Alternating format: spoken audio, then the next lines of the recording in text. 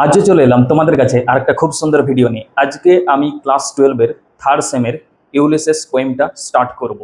এর আগের ক্লাসে আমি ইউলিসেসের ইন্ট্রোডাকশন ক্লাস করিয়েছি।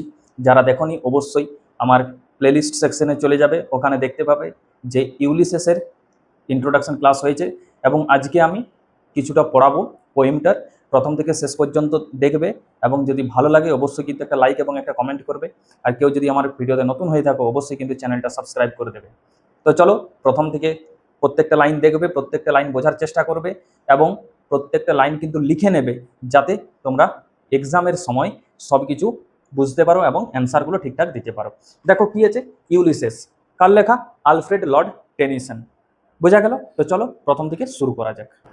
দেখো, ইউলিসেস পোয়েমটা এটা কিসের এক্সাম্পল? না, it is an example of a dramatic monologue. Dramatic monologue কেন ড্রামাটিক মনোলগ? এখন তোমরা কোশ্চেন করবে যে স্যার ড্রামাটিক মনোলগ তাহলে জিনিসটা কি? যে এটা এক্সাম্পল হচ্ছে ড্রামাটিক মনোলগের, তাহলে ড্রামাটিক মনোলগ জিনিসটা কি? না, ড্রামাটিক মনোলগ হচ্ছে যে একজন বা সিঙ্গেল স্পিকার থাকবে। কি বললাম? সিঙ্গেল স্পিকার থাকবে, যে কিন্তু কবি নন, একটা কাল্পনিক চরিত্র। ইউলিসেস তো একটা কাল্পনিক চরিত্র, সেই জন্য পুরো পোয়েমটা জুড়ে কথাগুলো কে বলছে? ইউলিসেস বলছে। তার জন্যই একজন সিঙ্গেল স্পিকার থাকবে এবং সাইলেন্ট লিসেনার থাকবে। একের বেশি সেখানে ক্যারেক্টার থাকতেই পারে, কিন্তু তারা সব সাইলেন্ট থাকবে। বলবে কে? একমাত্র স্পিকার বলবে, এবং স্পিকার শুধুমাত্র একজনই থাকবে। সে কিন্তু কবি নন, সে একজন কাল্পনিক চরিত্র। এটাই হচ্ছে তোমাদের ড্রামাটিক মনোলগের উদাহরণ। বোঝা গেল? তো চলো এরপরে প্রথম থেকে লাইনগুলো দেখবে, বোঝার চেষ্টা করবে। আমি কিছুটা পড়াবো আজকে, আস্তে আস্তে পড়াবো, কিন্তু খুব ভালোভাবে বুঝিয়ে দেবো যাতে তোমাদের প্রবলেম না হয় বুঝতে। তো চলো ফার্স্ট লাইন কি আছে দেখি। ফার্স্ট লাইন আছে, ইট little profits that an idol king. It little profits that an idol king. দেখো, লিটল প্রফিটস মানে লিটল মানে কম, প্রফিটস মানে লাভ, আইডল মানে অলস, কিং মানে রাজা। বোঝা গেল? প্রত্যেকটা ওয়ার্ডের মানে আমি বলে দিলাম।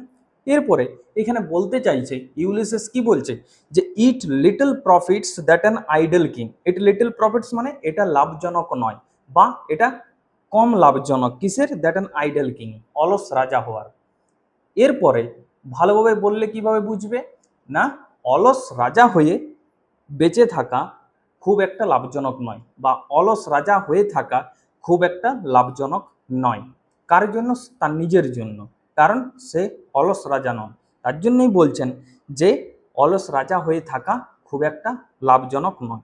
By this steel hearth, hearth বলতে চুল্লি, স্টিল হার্থ মানে এই যে চুল্লি আছে, শান্ত চুল্লি।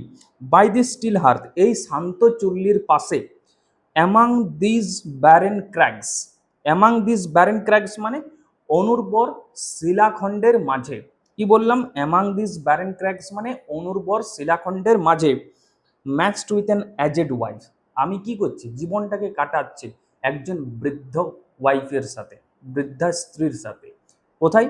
না, ওই যে চুল্লি আছে, শান্ত চুল্লি, তার পাশে বসে অনুর্বর শিলাখণ্ডের মাঝে আমি জীবন কাটাচ্ছি। এইরকম লাইফ আমি চাই না, কারণ আমি ট্রাভেল করতে ভালোবাসি, আমি বিভিন্ন জায়গায় যেতে ভালোবাসি। তার জন্য আমি অলস রাজা হয়ে বেঁচে থাকবো না, অলস রাজা হয়ে জীবন আমি কাটাতে পারবো না। Matched with an aged wife মানে আমি সেই বৃদ্ধা স্ত্রীর সঙ্গে এইভাবে শান্ত চুল্লির পাশে বসে থেকে আমি লাইফ কাটাতে পারবো না। তারপরে দেখো কি বলছে, I mete and dole. I mete and dole মানে আমি পরিমাপ করি এবং ভাগ করি। কি ভাগ করি? Unequal lodge. আনইকুয়াল মানে অসম বা অসমান, লজ বলতে আইন, তাহলে অসম আইন। আনটু আ স্যাভেজ রেস। আনটু আ স্যাভেজ রেস মানে স্যাভেজ বলতে বর্বর জাতি বা অসভ্য জাতি, সে তার প্রজাদেরকে এই কথাটা বলছে। মানে আমি পরিমাপ করি এবং ভাগ করি সেই সমস্ত বর্বর জাতির জন্য যারা কিন্তু অসম। কেন? তারা কোনো কাজ করে না। কি করে? তারা শুধু কাজ করে না, তারা রাজার কথা শোনে না, তারা শুধু কি করে? না, তারা শুধু করে দ্যাট হোড। হোড বলতে এখানে মজুত করা বা সঞ্চয় করা। তারা শুধু সঞ্চয় করে, অ্যান্ড স্লিপ এবং ঘুমায়, অ্যান্ড ফিট এবং খায়, অ্যান্ড নো নট মি এবং আমাকে চেনে না বা আমাকে জানে না। বোঝা গেল? তারা আমাকে চেনে না, তারা নিজেদের মতো থাকে, তারা এক অসভ্য জাতি, তারা নিজেদের মতো করে চলে, তারা কোনো কাজ করতে চায় না, তারা খায় দায় এবং ঘুমায়। এই কথাটা ইউলিসেস বলতে চাইছেন। বোঝা গেল? নেক্সট দেখো, I can not rest from travel. I can not rest from travel মানে আমি এই যে ভ্রমণ, আমি এই ভ্রমণ করা থেকে বিরত থাকতে পারবো না, বা আমি রেস্ট নিতে পারবো না, বিশ্রাম নিতে পারবো না, কারণ আমি একটা জায়গার পর আরেকটা জায়গা যাব, এরকম করে আমি প্রত্যেকটা প্লেস আমি ঘুরবো। এটাই হচ্ছে আমার নিয়ম। আমি রাজা হয়ে কখনো অলস হয়ে বসে থাকবো না একটা জায়গাতে আমার সেই বৃদ্ধা স্ত্রীর সঙ্গে। আমি কি করব, আমি বিভিন্ন জায়গায় যাব এবং প্লেসগুলো এক্সপ্লোর করব। এই জায়গা যাচ্ছি, ওই জায়গা যাচ্ছি, এটা আমার নিজের ক্যারেক্টারিস্টিক্স। বোঝা গেল? আমি কখনো ওই আইডল কিং নয় বা অলস রাজা নই। বোঝা গেল?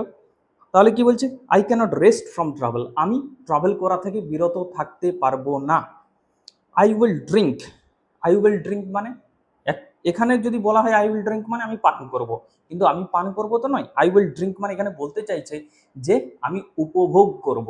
আমি উপভোগ করব। কি উপভোগ করব দেখি, life to the lees. Life বলতে জীবন, টু দ্য লিজ মানে শেষ বিন্দু পর্যন্ত। তাহলে আমি উপভোগ করব লাইফ মানে জীবনকে, টু দ্য লিজ শেষ বিন্দু পর্যন্ত। তাই সে বলতে চাইছে যে আমি জীবনকে উপভোগ করব শেষ বিন্দু পর্যন্ত। যতক্ষণ আমি বেঁচে থাকবো, যতদিন আমি বেঁচে থাকবো, ততদিন কিন্তু আমি ভ্রমণ করতেই থাকবো। আমি কোনো অলস রাজা নই যে চুপচাপ আমি আমার রাজপ্রাসাদে বসে থাকবো আমার বৃদ্ধা স্ত্রীর সঙ্গে। নেক্সট দেখো, all Times I have enjoyed. All Times মানে সর্বদা। সর্বদা আমি কিন্তু উপভোগ করে এসেছি, আনন্দ করে এসেছি। গ্রেটলি ভীষণভাবে, হ্যাভ সাফার্ড গ্রেটলি এবং আমি কষ্টও সহ্য করেছি ভীষণভাবে। বোথ উইথ দোজ তাদের সাথে, দ্যাট লাভড মি যারা আমাকে ভালোবাসত, অন অ্যালোন একাকী, অন শোর তীরে দাঁড়িয়ে, অ্যান্ড হোয়েন এবং যখন, through scudding drifts the rainy Hyades vexed the dim sea সেই বৃষ্টি ঝরানো মেঘের ভিতর দিয়ে যখন আছড়ে পড়েছিল সমুদ্র বা ঝাঁপিয়ে পড়েছিল সমুদ্র, তখনও আমি কিন্তু একাকী দাঁড়িয়েছিলাম ওই তীরের মধ্য দিয়ে। বোঝা গেল? কারণ আমার যে প্রজারা তারা শুধু খায় এবং ঘুমায়, আমি রাজা হয়ে আমি সব সময় একা দাঁড়িয়ে থাকতাম, পুরো সাম্রাজ্যটাকে পাহারা দিতাম। তারা কিন্তু খেত এবং ঘুমাতো, তার জন্য তাদেরকে বলা হচ্ছে যে বর্বর জাতি বা স্যাভেজ রেস। বোঝা গেল? তো আজকে এত দূরেই থাক, আস্তে আস্তে পড়বো, মানেগুলো বোঝার চেষ্টা করবে। যদি ডাউট থাকে অবশ্যই আমাকে কিন্তু কমেন্ট করে জানাবে। তো আজকের ভিডিওটা কেমন লাগলো অবশ্যই কিন্তু কমেন্ট করে জানাবে। যারা আমার এই ভিডিওতে নতুন অবশ্যই কিন্তু চ্যানেলটা সাবস্ক্রাইব করে দেবে। আমি কিন্তু কথা দিয়েছি তোমাদের থার্ড সেমিস্টারের আগে সিলেবাস কমপ্লিট করব, তো করবই। হয়তো একটু লেট হচ্ছে কারণ কম্পিটিটিভ এক্সপিরিয়েন্স যারা আছে তাদেরকেও ভিডিও দিতে হচ্ছে অনেক, তাই চিন্তা করার কোনো কারণ নেই, আমি তোমাদেরও সিলেবাস কমপ্লিট করে দেবো। তো চলো আজকের মতো এখানেই থাক, নেক্সট দিন আমি পরের পার্টটা শুরু করব, ততক্ষণের জন্য বাই।